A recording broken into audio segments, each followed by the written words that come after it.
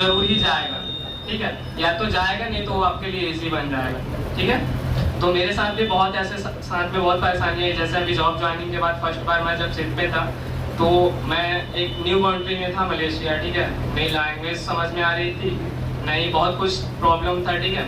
और फॉरेन वाले को थोड़ा सा बहुत किसी को रहता है इंडियन से कोई भी, उस टाइम मेरे को बहुत प्रॉब्लम हुआ, ठीक है।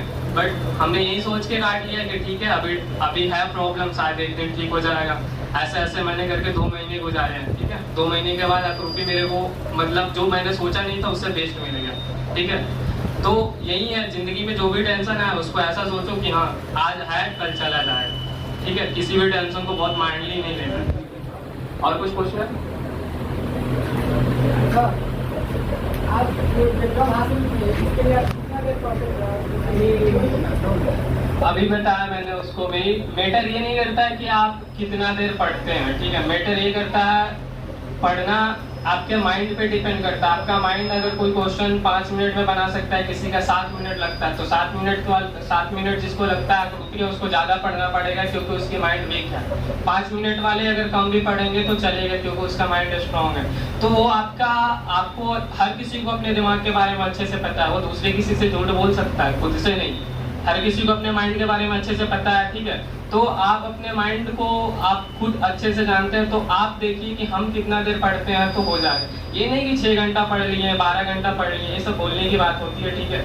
ये आप पे डिपेंड करती है। आपको पता है कि मेरा माइंड कैसा है, मैं कितना देर पढ़ूंगा तो ये कैप्चर कर सकता हूँ। अब मैं बोल के चला जाऊँ 10 घंटा पढ़ो, तुम 10 घंटा पढ़ते रह जाओगे, कुछ समझ में नहीं आएगा।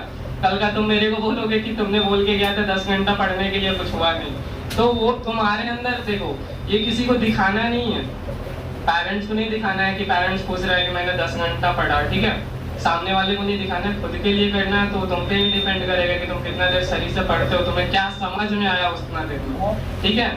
वो दिखाना नहीं है, टाइम नहीं काउंट करना है।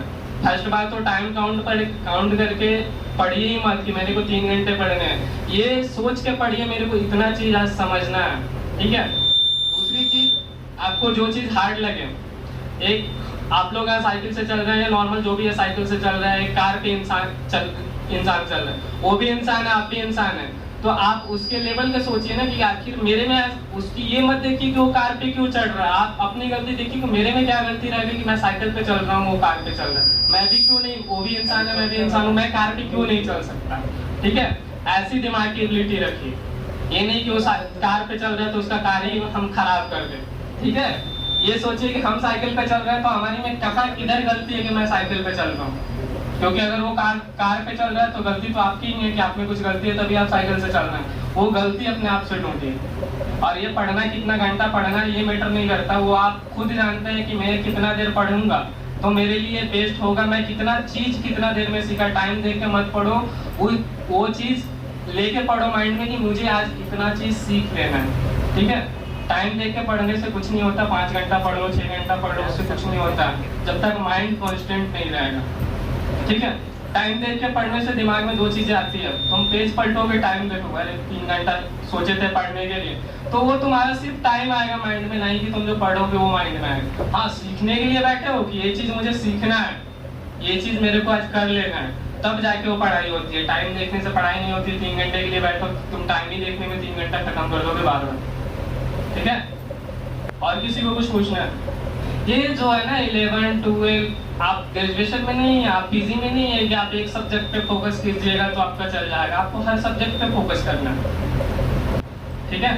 ये अलग, ये जो पूछते हैं ना किस सब्जेक्ट को ज्यादा पढ़ना चाहिए, कोई सब्जेक्ट, अगर आपके क्लास में 4 सब्जेक्ट दिए गए हैं तो आपको भी पता है वो कोई देने वाला बेवकूफ थोड़ी है जो 4 सब्जेक्ट दे रखा है। वो भी बहुत मेंटलिटी उसका भी बहुत तगड़ा है, तभी वो सब्जेक्ट बना रहा है, ठीक है। तो कोई सब्जेक्ट ऐसा नहीं है कि नॉर्मल है, आपको नहीं पढ़िएगा तो चल जाएगा, नहीं। जो बनाया वो सबने बनाया, ये चीजें बेस है, ठीक है। ये चीजें बेस है।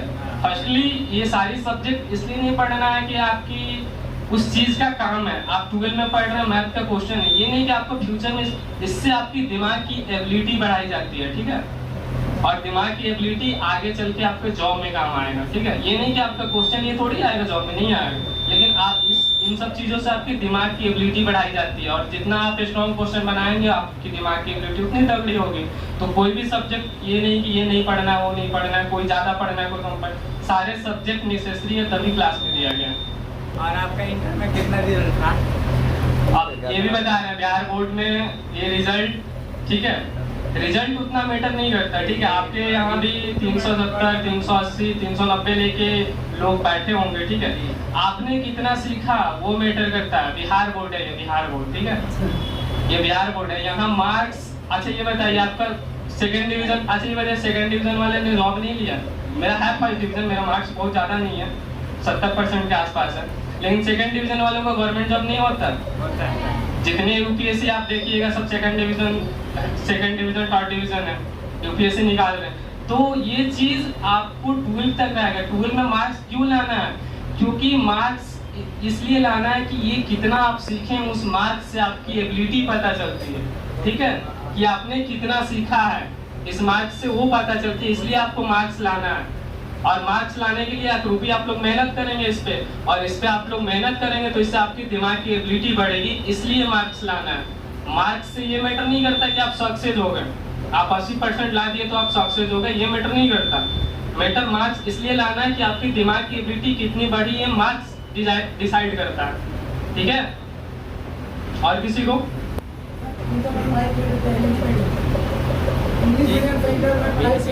बिहार बोर्ड मैं हिंदी मीडियम में गया था। आगे जाके परेशानी हुई? क्यों परेशानी? इंग्लिश के लिए नहीं, परेशानी क्यों होगी?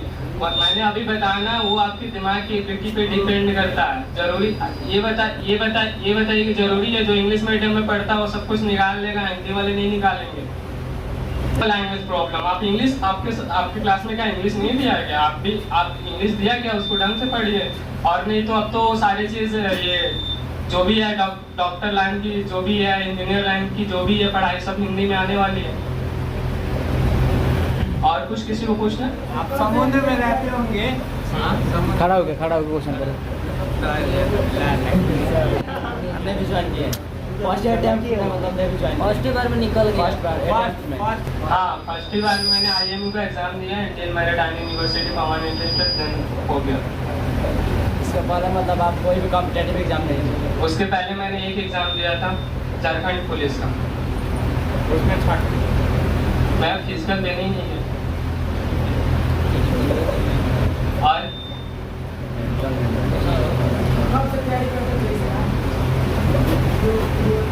मैंने अभी उसको बता क्या है, ये या तो आप एम बनाए हैं तो ठीक है, नहीं तो ये एम मत बनाइए कि मेरे को इसमें जाना है। आप सक्सेस का एम बनाइए, आप ये एम बनाइए कि मुझे सक्सेस होना है।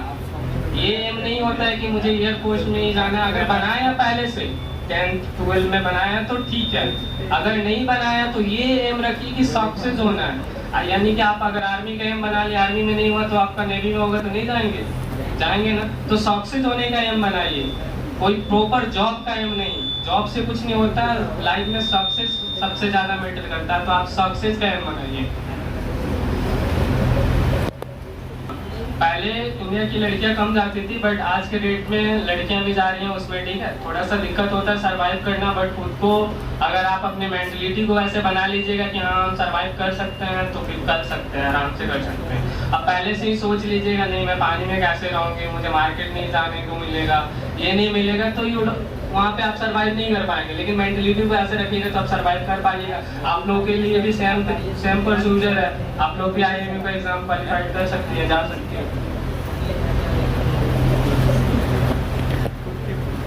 इसका पूछना ज्यादातर रहता है, बायो नहीं रहता इसमें। और जनरल नॉलेज भी रहता है। कितना परसेंट? 15%। 15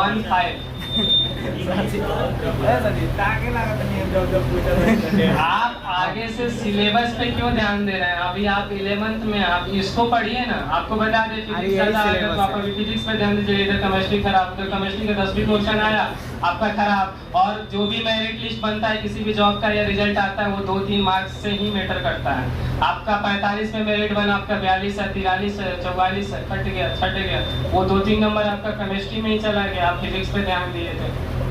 तो ये मत सोचिए कि हमको फिजिक्स ज़्यादा पढ़ना है, केमिस्ट्री ज़्यादा पढ़ना है, और सारे सब्जेक्ट जरूरी हैं। क्योंकि अगर सारे सब्जेक्ट आ रहे हैं ना आगे चल के, तो आप अगर एक पे ध्यान दे रहे हैं ना, तो एक में ही अगर 2-3 मार्क्स, क्योंकि जितने लोगों का मेरिट छूटता है ना, ठीक है, जो ऐसे ही एग्जाम दे दिए, बस उनको था कि फॉर्म भर दिए, उनका ही बहुत नंबर से छूटता है। वरना जो रियल में प्रिपेयर करके जाते हैं उनका 1-2 नंबर से ही मेरिट छूटता है, 5 नंबर के अंतर से मेरिट छूटता है।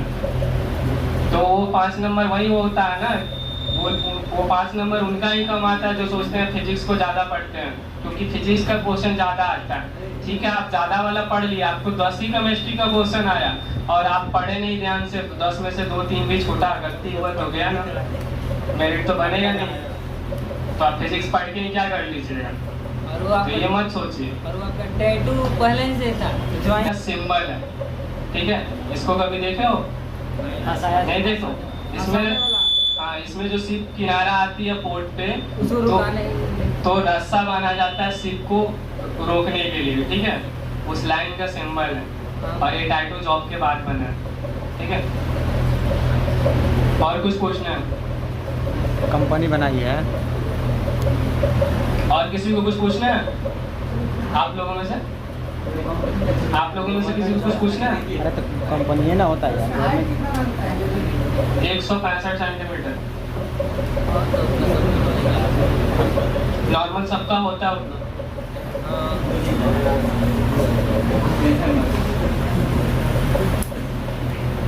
और घर पे तो बहुत ज्यादा बोलती हैं। आप लोग हेजिटेशन क्यों रखती हैं?